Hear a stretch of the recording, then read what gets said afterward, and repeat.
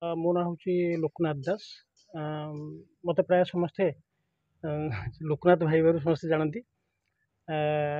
ଆଶ୍ରୟ ସମାଜ କଲ୍ୟାଣ ସଂସ୍ଥାନ, ଯେଉଁଟାକି ରାଜ୍ୟର ଦିବ୍ୟାଙ୍ଗ ତଥା ଭିନ୍ନକ୍ଷମ ଏବଂ ଅସହାୟ ଦୁଷ୍ଟମାନଙ୍କ ନିମନ୍ତେ 1991 ମସିହାରେ ପ୍ରତିଷ୍ଠା କରାଯାଇଥିଲା। କିନ୍ତୁ ତା ପୂର୍ବରୁ ଆଶ୍ରୟ ପ୍ରତିଷ୍ଠା ପାଇଁ ଆମେ ପ୍ରଥମେ ମୁଁ ଚିନ୍ତା କରିଥିଲି 1987 ମସିହାରେ ପ୍ରଥମେ ଏହି ଚିନ୍ତାଧାରାକୁ ନେଇକି ଆସିଲି ଯେ ମୁଁ ନିଜେ ଯେହେତୁ ଜଣେ ଦିବ୍ୟାଙ୍ଗ, କିଛି ଦିବ୍ୟାଙ୍ଗମାନଙ୍କ ପାଇଁ କିଛି କାମ କରିବା ଏବଂ ତାକୁ ଆଖି ଆଗରେ ରଖି 1987 ମସିହାର ଯେଉଁ ଚିନ୍ତାଧାରାକୁ ପ୍ରଥମେ ମୁଁ ତାକୁ 1991 ମସିହାରେ ଆଶ୍ରୟ ସଂଗଠନ ଆରମ୍ଭ ହେଲା।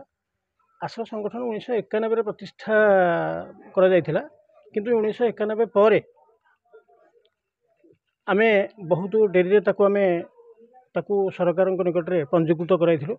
କାହିଁକିନା ଯେତେବେଳେ ଆମେ ଜାଣିଲୁ ଯେ ପ୍ରକୃତରେ ଗୋଟେ ସମାଜ କଲ୍ୟାଣ ସଂସ୍ଥାଟା ରେଜିଷ୍ଟ୍ରେସନ୍ ହେବା ନିହାତି ଦରକାର, ଆମେ ରେଜିଷ୍ଟ୍ରେସନ୍ ବହୁତ ପଛରେ କଲୁ। କିନ୍ତୁ ଇଏ ହେଉଛି ଗୋଟିଏ ସମାଜ କଲ୍ୟାଣ ସଂସ୍ଥା ଯିଏକି ଭିନ୍ନକ୍ଷମ, ଅସହାୟ ଏବଂ ଦିବ୍ୟାଙ୍ଗମାନଙ୍କ ପାଇଁ, ପ୍ରତ୍ୟେକ ବର୍ଗର ଦିବ୍ୟାଙ୍ଗମାନଙ୍କ ପାଇଁ ଆମେ ବିଭିନ୍ନ କାର୍ଯ୍ୟଧାରା ଆମେ ହାତକୁ ନେଇଛୁ।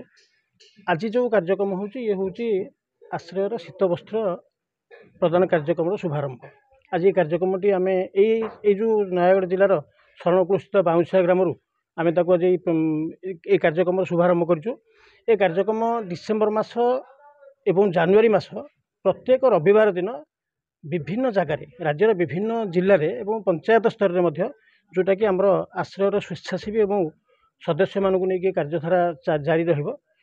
ଯେଉଁଠି ଆମେ କେହି ପହଞ୍ଚି ପାରନ୍ତି ନାହିଁ, ଆଶ୍ରୟ ସଦାବେଳେ ସେମାନଙ୍କ ନିକଟରେ ପହଞ୍ଚେ ଏବଂ ଏହି କାର୍ଯ୍ୟଧାରାକୁ ଆଗାମୀ ଦିନରେ କେମିତି ଭଲ ହେବ ସେ ଅନୁସାରେ ଜାରି ରଖିବ।